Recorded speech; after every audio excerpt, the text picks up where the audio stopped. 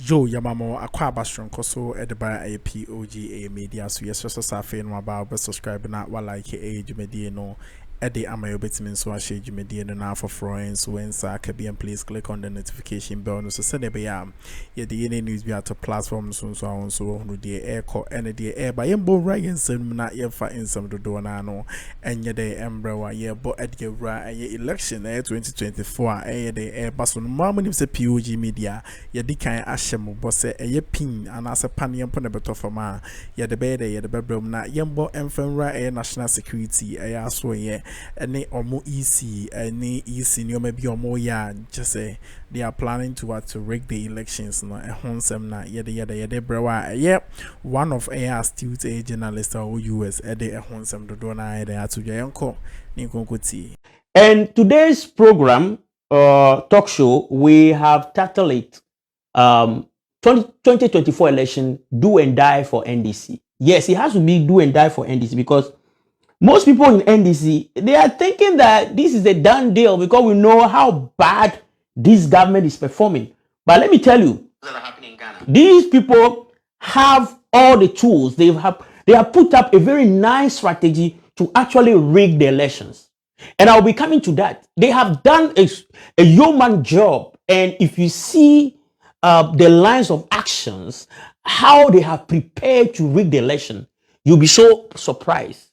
Today we have seen that although there's no recruitment for the security forces that we have in Ghana, talking about immigration, custom, army, Air Force and all that, do you know that every MPP, MP, their constituency, they are actually recruiting 30 people from those constituency into the security forces? Do you know that?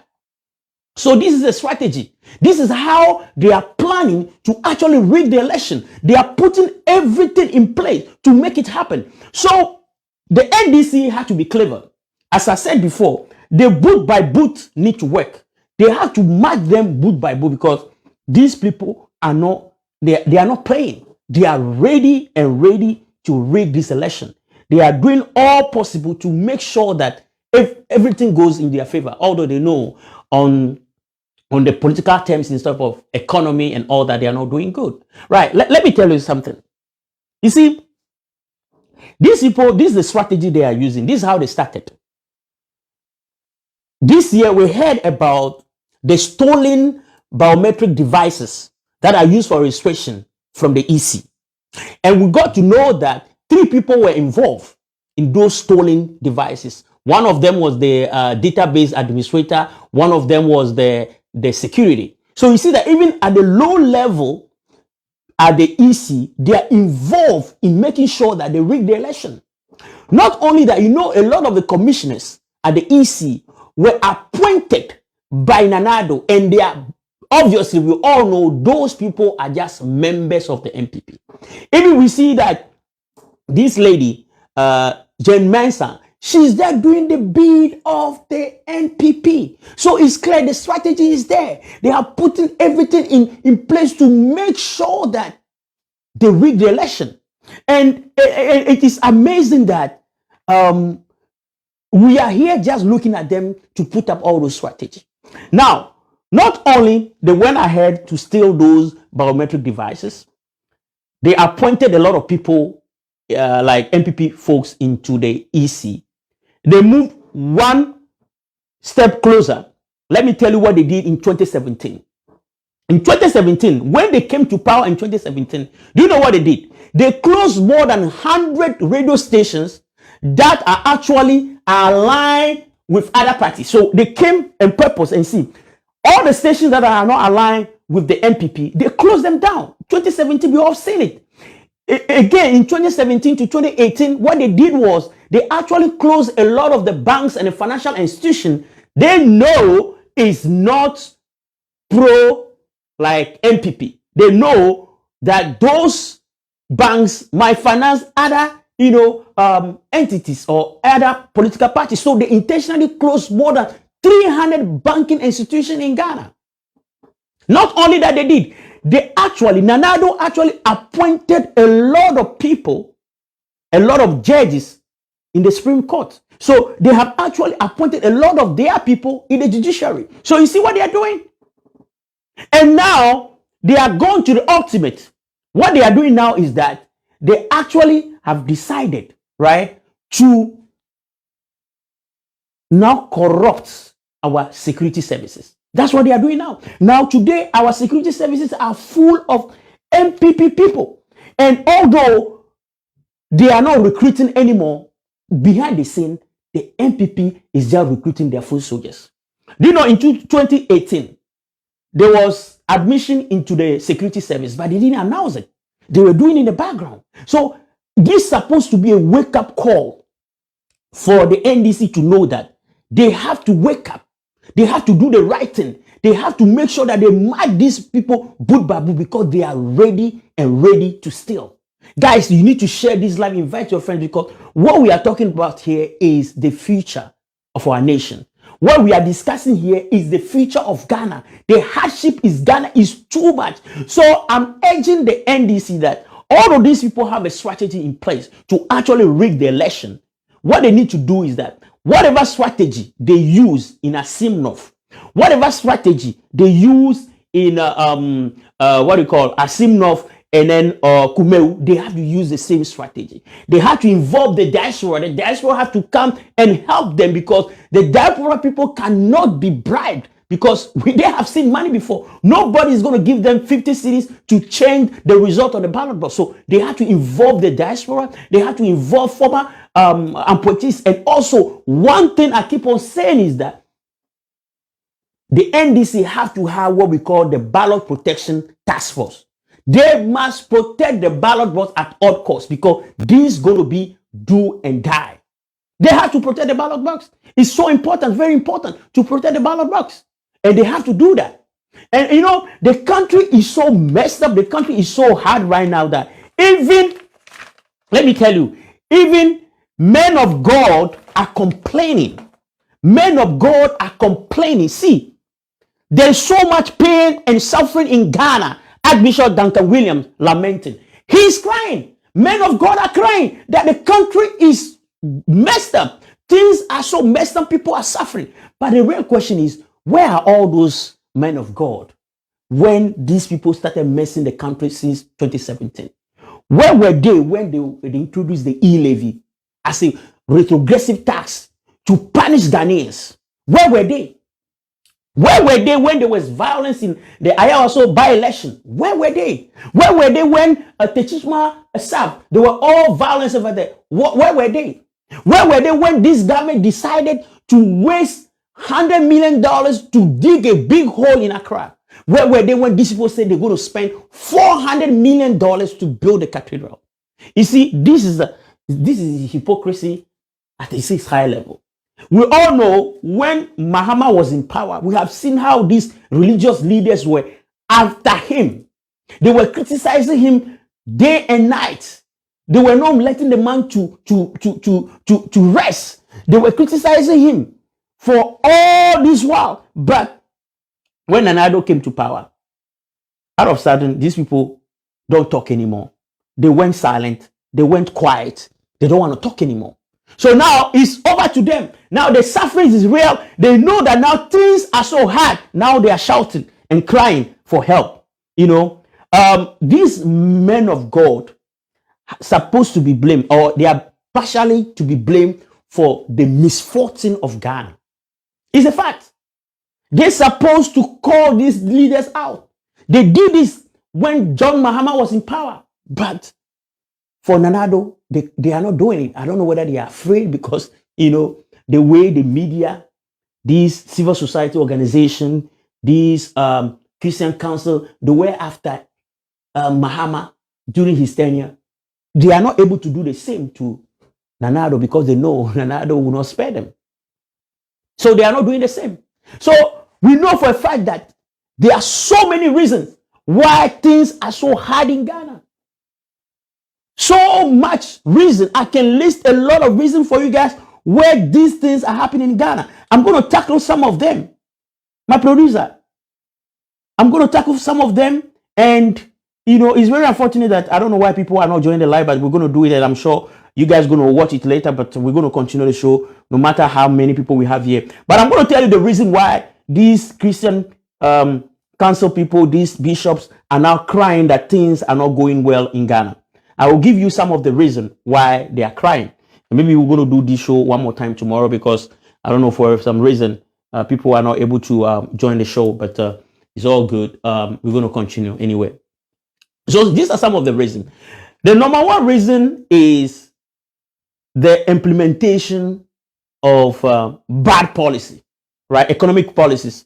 Disastrous economic policies were implemented by this MPP government. I'll give you an example. They say e-levy. E-levy actually is a retrogressive tax. It discourages people to even do Momo, to do mobile transaction. But this is the economy where this guy, Bawumia, was telling us that digitalization, but they introduced e-levy that is actually discouraging people. They came out with a policy called One Village, One Dam. And according to their performance tracker, they lied to us that they have put up some dams in Upper East. And that's not true, right? They talked about one district, one factory. What we came to see is that they have renamed some existing factory and say that they have completed it.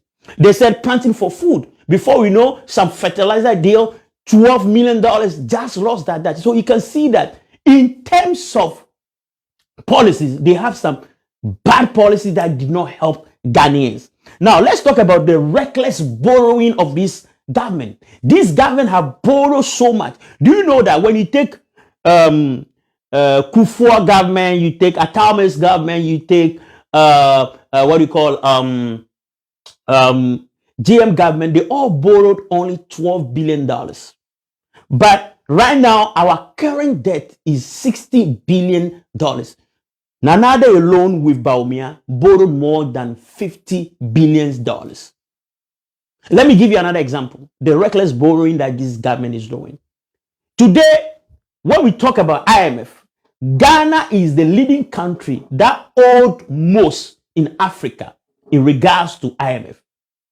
Right now, the money that we took from IMF is close to $7 billion. Now, from 1996 to 2015, all the money that Ghana borrowed from the IMF was 1.96 billion.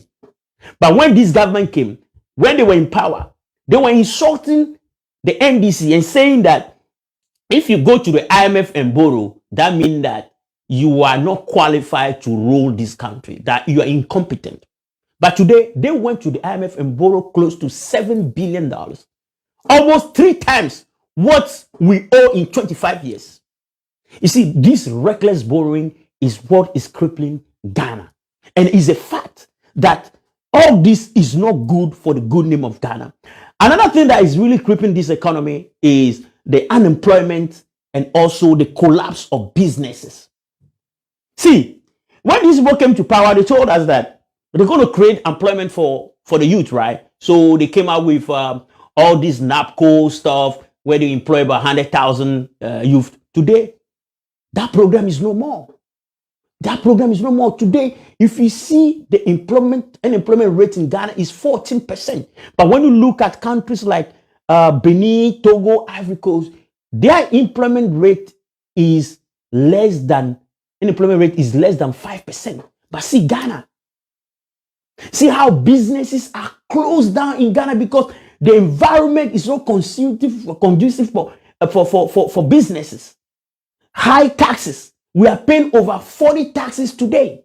See, they closed banks that led to, they closed more than 300 banks that led to 50,000 people, more than 50,000 people now today are jobless. So you see that in terms of unemployment, this is what happened. See, let me show you. Under this government, right, they closed down these companies that collapsed under the MPP. See, we have Unilever, right? Unilever Ghana relocated its tea production section to Nigeria. Yo guswa o shejumedie no edemaye nyame insurance o kuswa ya o shejumedie no edemaye papa yi o kasa ode nsam dodo na de ego a o ye de o shi ego on subscribe ya message subscribe like jumedie no share na emma afoforo enso ensa inkabian please click on the notification bell no so send be ya ye de any news be to platform no so awon so no de e ko any de e ba ensam no amana ensi wo sa to aso ekeka nsam dodo na enko ne konkotie in high cost of production and taxes, bad policies that are driving businesses out of Ghana. See another one. Dark and Lovely exited Ghana due to unfavorable market condition. All this is happening in Ghana. Let me give you another one. This is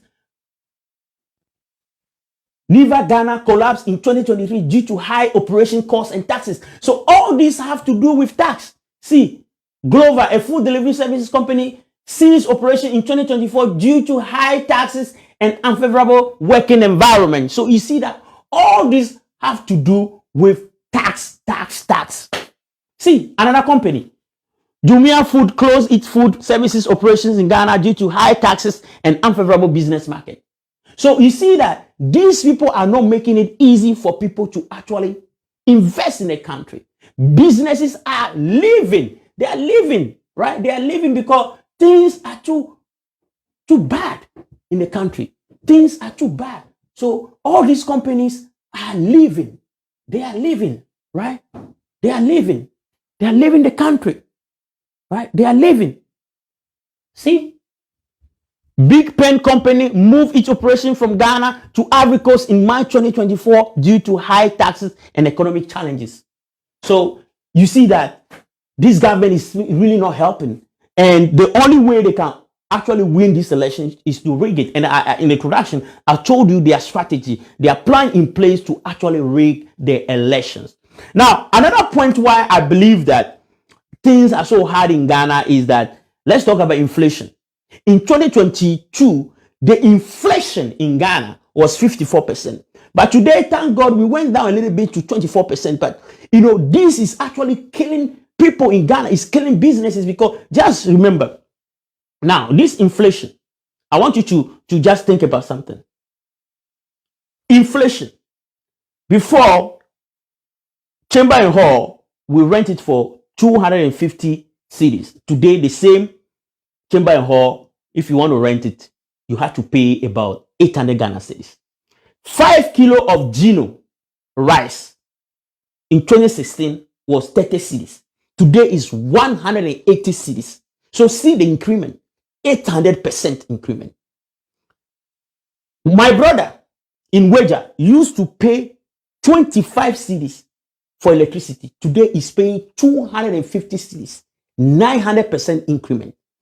When you take a car from Kasua to Carnation in 2016 was 3 cedis. Today is 10 cedis. So you see that the economy is so hard, people are suffering. And to add to that, now we are talking about depreciation of the city, you know, depreciation of the city.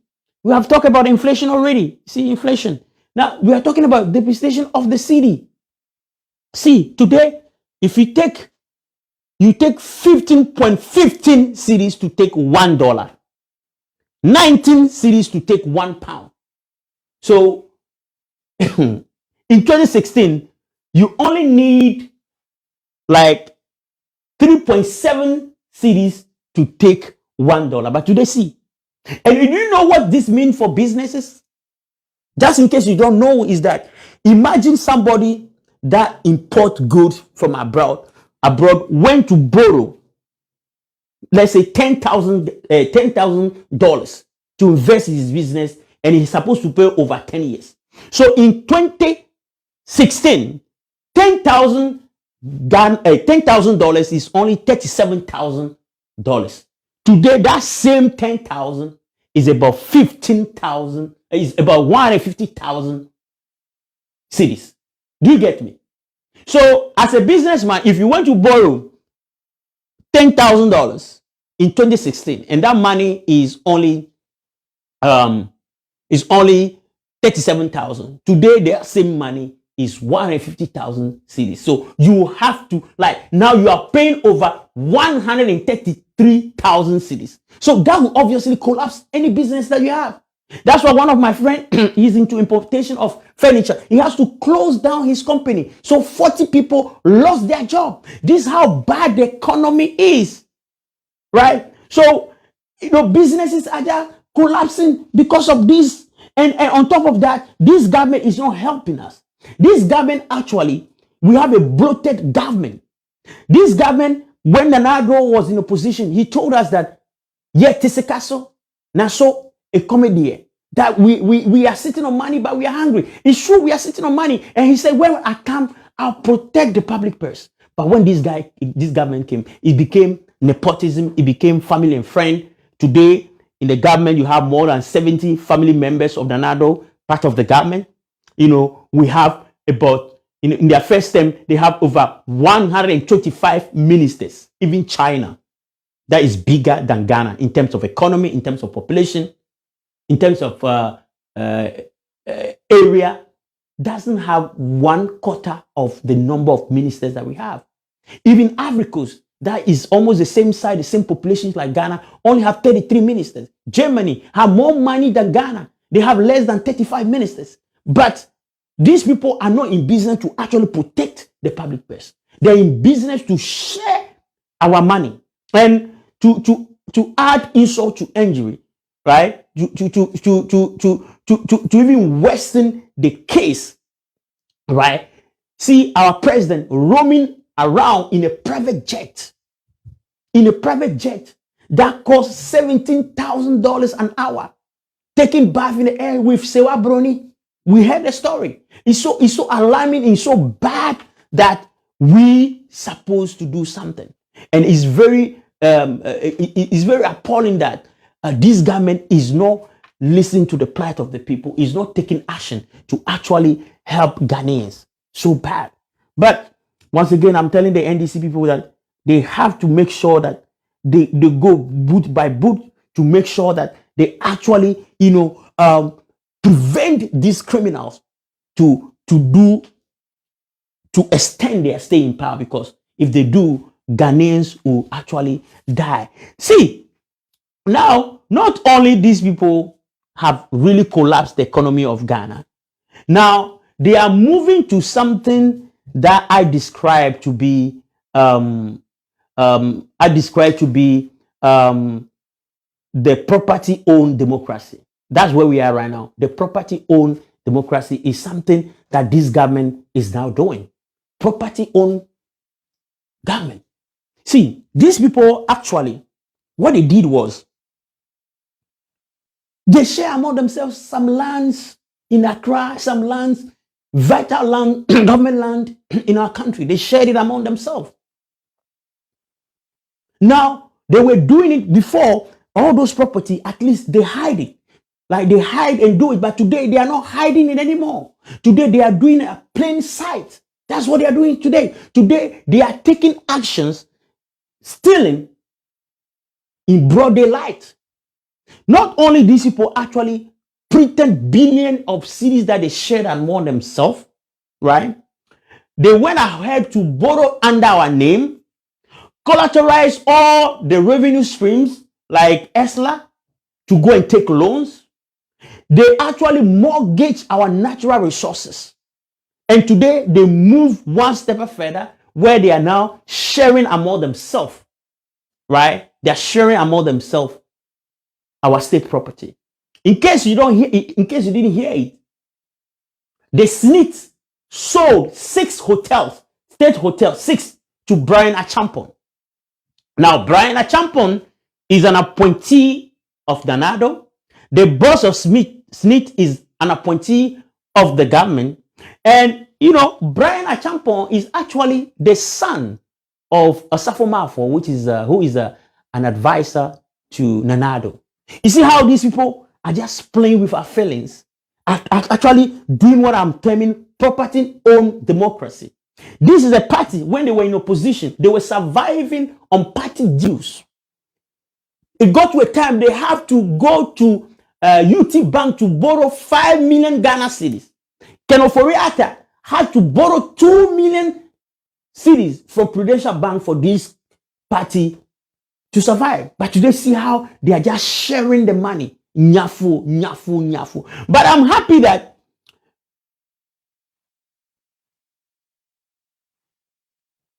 Jean.M made it clear to the Christian Council when they came to visit him that, you see, for me, he made it clear he's going to fight corruption. So the Christian leaders, they went to John Mahama, and John Mahama made it clear that, you see, all this corruption, all this bribery allegation that is running in this government, when I come to power, we will make sure that anybody that is responsible will be jailed.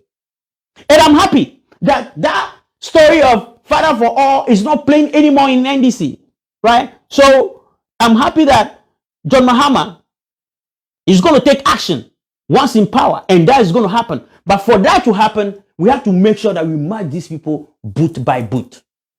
That's what we need to do. We need to match them boot by boot. But I'll end this story by saying that, not only that, do you know that, you remember the SML? That's the Strategic Mobilization Ghana Limited, SML, the deal that happened where the SML was given 100 million every year. They got, in a space of 5 years, they got about 1 point, if I'm not mistaken, they got about 1.5 point,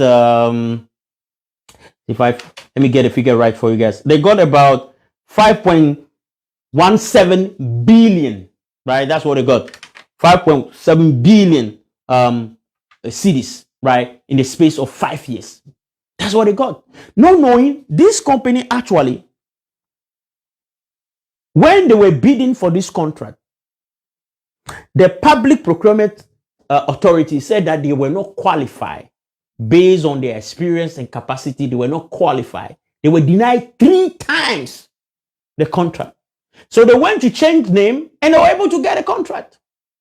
And as Ghanaians forced Nanado to bring an external auditor, so when KPMG was coming to audit, according to our honorable MP, Ablakwa, the boss, right? Dr. Reverend, is the Reverend, is a Reverend, if I'm not mistaken the name, Reverend Edu, I think is Reverend Edu Owusu Amwa, right? Ran away from the country because he knows that the deal that they had was a bad deal. So he had to run away. So the man ran away. He ran away. And according to the audit, it's so sad. Ghana stories is like, this country is, everything is just messed up. They have made corruption so common. Do you know that no assessment was conducted to know whether do they really need these services? And these services that they are offering is a redundant service because already the GRA is offering the same service. And see the amount of money that we spent. Over 5 billion cedis were paid to SML. You know, NDC have to really do a human job to really take power from these people, because if not, Ghana will literally collapse. And we have seen the pains of a lot of Ghanaians. And I think it's our prayers that the NDC will do the right thing to take power from these people and jail all those people who actually collapse this country. Corruption has been normalized for so long. Thank you, guys. May God bless you. I hope to see you another time. Bye-bye.